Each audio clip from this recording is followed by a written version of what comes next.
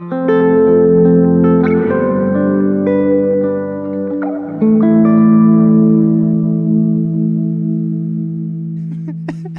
many times have you electrocuted yourself?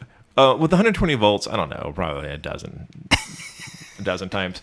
I'm not going to even tell this. I'm going to go ahead and tell the story. I'm going to tell the story. I'm not going to pretend that I'm not a giant idiot sometimes. And actually, there were witnesses for this too. So I was wiring this lamp actually that's right over our heads right now. Oh my God! I can't believe how stupid I was. I had the power. Everything was plugged in. It was a live wire, and it was hanging down. I knew it was live, and I took my my wire strippers, and I was just measuring. Like, this is where I need to cut the wire, and I put the wire cutters over the wire, and I was just going to like make an impression, like a little dent, because I didn't want to go get a marker, you know. And so I just squeezed a little bit, and then I was noticing it was starting to really dig in through the insulation. Now, at this point, I don't know what I was thinking. I wasn't thinking at all because I just kept squeezing, and I just kept squeezing it. And I was like, wow, man, these clippers are sharp. It's going right through the... And there's like an explosion of light. Sharon and my roommate were on the couch, and they were like, "Oh my God, what happened?" I was like, I don't know, I can't see. I was surprised at how bright that was. It was like just right in my face. It was like a firework going off, and I had this dark spot burned into my retina for the next like 10 minutes, and it gets worse because the next day I did it again. And now the whole world potentially knows about the stupidest thing I've ever done. Twice. That's not the stupidest thing you've done. It's pretty close. The squirrel thing is the stupidest thing that you've done. That wasn't stupid. That was crazy. That was weird. But can you tell that story?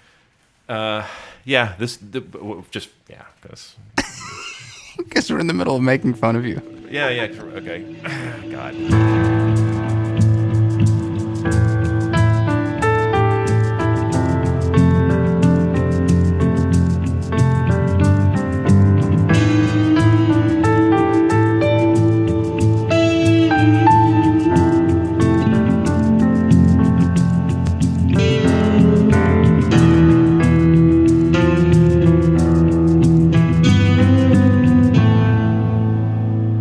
Welcome to The Well. I am Anson Mount. And I am Branan Edgens. And in this podcast, we usually bring you stories of creative inspiration, but today we're going to delve into a couple of stories of creative stupidity.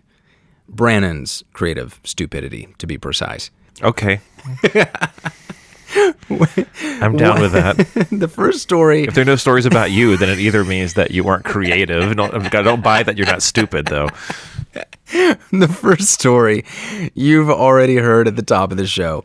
Branan related that story to me back in the fall, and I managed to capture it on tape only because it had arisen out of our discussion about electronic dance music. And if you haven't heard that episode, it's the one right before this one, and you might want to go back and listen. But even though we think it's a good episode, for today's purposes, not really necessary. Now, for the story which you are about to hear, which is one of my all-time favorites, listeners should be aware that it's partially a hunting story.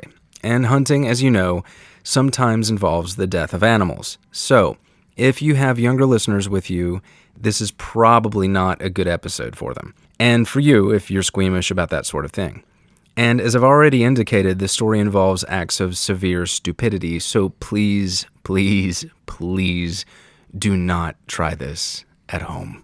Don't try this anywhere.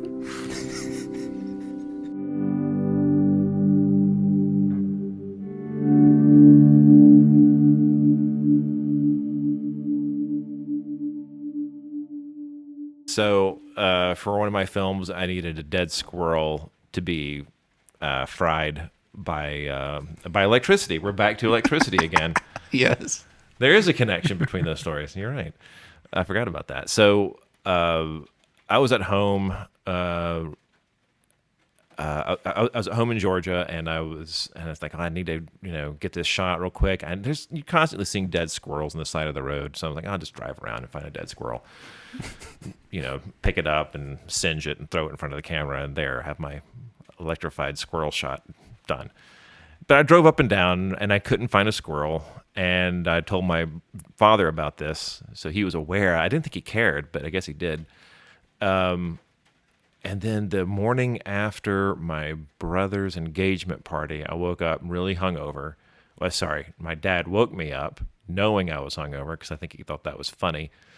And I said, let's go get you a squirrel. I'm like, oh my God, Dad, I don't care right now. So he said, let's go get a squirrel. So he went out in the backyard with his 20 gauge shotgun, double barrel. And he wants to get rid of this squirrel anyway. So we look up in the thing, and my dad asked me, that's right, my dad asked me, he's like, do you need any more shells? And I said, no, I just need two.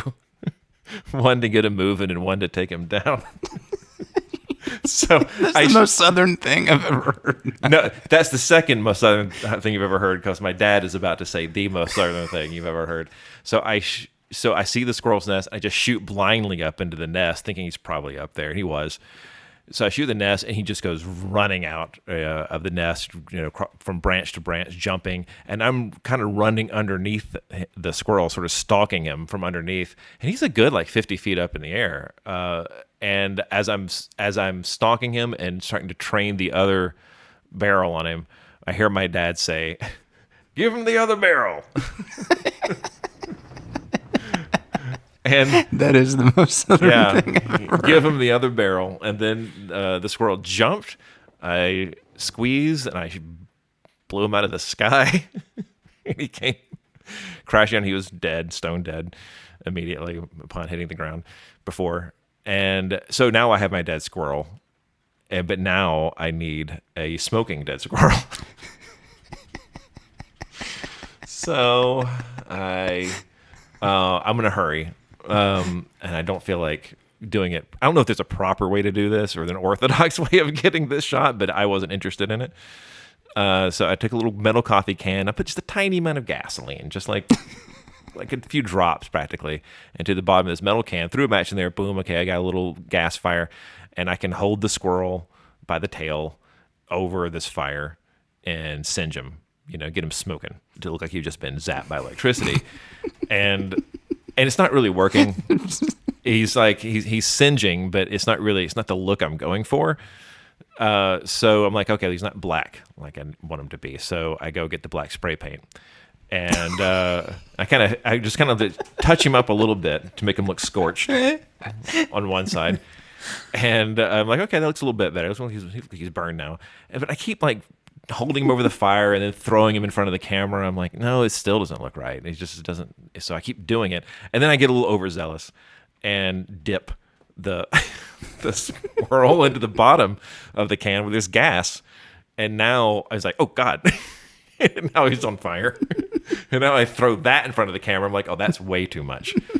Because now and now you can't even see. It's just like a ball of fire with a tail on one end of it. I'm like, oh, so then I have to put out the squirrel, so you have to beat him out, and then and at that point he was starting to look about right.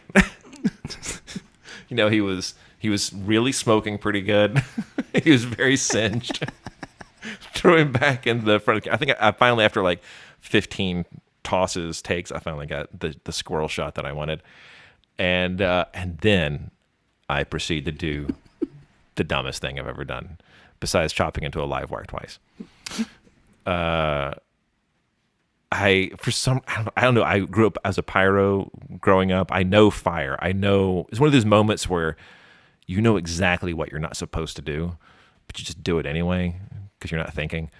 So I knew this was